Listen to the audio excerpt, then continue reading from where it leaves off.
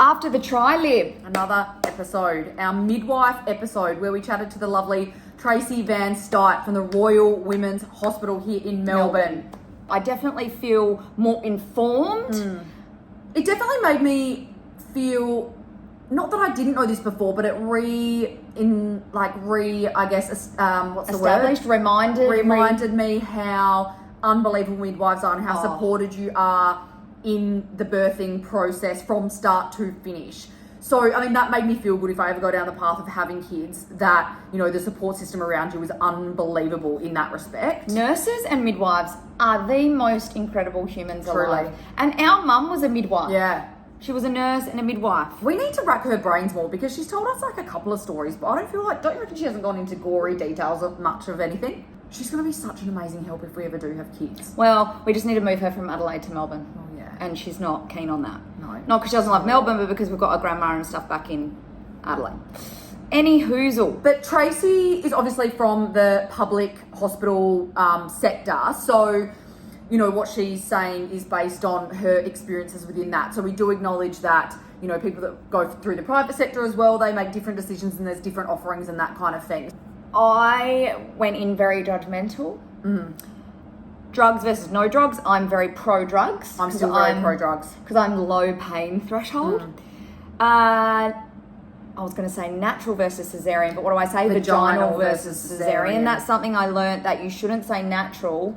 Because it makes women feel if they have a Caesar that it's unnatural, which it's not. Some people just, that's their only option, or they choose to do that, which is fine. So I thought to myself, I'm going to have a Caesar. I'll choose the date so then I can go in with my done nails and my Vajuxin waxed. Bedazzled. A nice little surprise for the obstetrician. But it just sounded easier to me, you know. But the recovery's so much harder. I don't think you acknowledge that when you can't carry anything more than your baby. What do I carry more than my baby anyway? You can't pick anything. I know, but I just think you don't realise until you're in it. Yeah, how hard it is. And that's what we discuss. And you can still hemorrhage and things can still happen. So, do you know what I also think it made me feel better about? The fact that, like, they just don't care about you pooing and vomiting and all that stuff. God, yes. So, like, when you're in there, they see it every day. She said, I think 90% of women poo. No, 70, I think 70%. It was. But yeah, Tracey's excitement over people pooing, she said they love it because it means you're pushing in the right spot. So that, I mean, made me feel not as mortified. Let's be honest, I still feel quite mortified about it, to be honest. But. Because so many things can happen. You can poo, you can piss yourself, you can vomit, you can tear. There's just no privacy or... But do you know what? I don't think you care once you're in it. No, you just want your baby to be healthy, don't you? And you're just like, whatever anyone has to do, they do it 20 times a day. Like, who actually cares? There was nothing that, like, super surprised me. Everything she told us, I kind of knew. But it was so lovely when she talked about the beautiful moments of, like, the husband... being so emotional, and you know, the moment the baby lands on the chest, just how unreal that is. Actually, no, there is one thing that surprised me, how they basically have to cut the relationship after they're born, and they check in on them after they've breastfed and stuff. They basically, it's unethical to have like a continuing relationship, because I in the back of my head was like, oh, they would go to their birthday parties, because in my mind I would want to do that. If I had a midwife that I absolutely loved and that was part of my journey, I would want to be like, come to the birthday party, come to the first school play and all that stuff, but then actually not allowed to. It's unethical. I'd be texting every few days asking questions. But you can't actually do that. So that was a bit of a surprise, but I do also understand it to some extent. What it did show me, having that chat, is how fulfilling it must feel to have a job like that. Yeah, oh my God. Where you're bringing new humans into the world. Bringing new humans.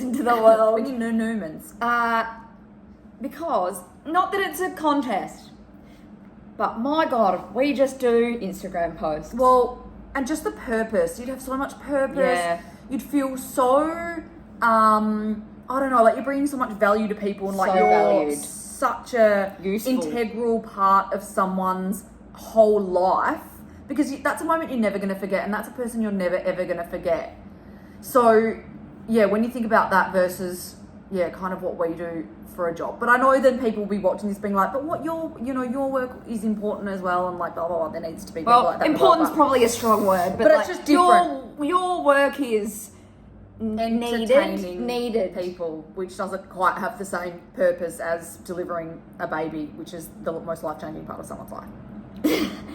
I'd hear something beautiful from Tracey and I'd think, oh, I want a baby, and then I'd hear about something quite horrendous. What was something quite horrendous? Oh, when you have to actually then birth the placenta. Yeah, but I actually spoke to my friend about that today, and she was like, didn't hurt, that was not a big thing because you're so relieved. It's nowhere near like the birth of your actual baby. And she had a 4.8 kilo baby. I was speaking to my friend today too. She had an episiotomy where they cut. That's what she had. My friend had that too. She said it didn't hurt at all. Oh my God, like a where they actually cut your gooch. Is it a gooch? Yeah, between the anus and the vagina. Between your holes. My friend was saying as well that, because I'm starting to ask a lot of questions. My friend was saying as well that her first pregnancy was too quick, and so she missed the epidural, and so she had the episiotomy without drugs or anything like that. Nah, it's an absolute no from me. What are you gonna do then?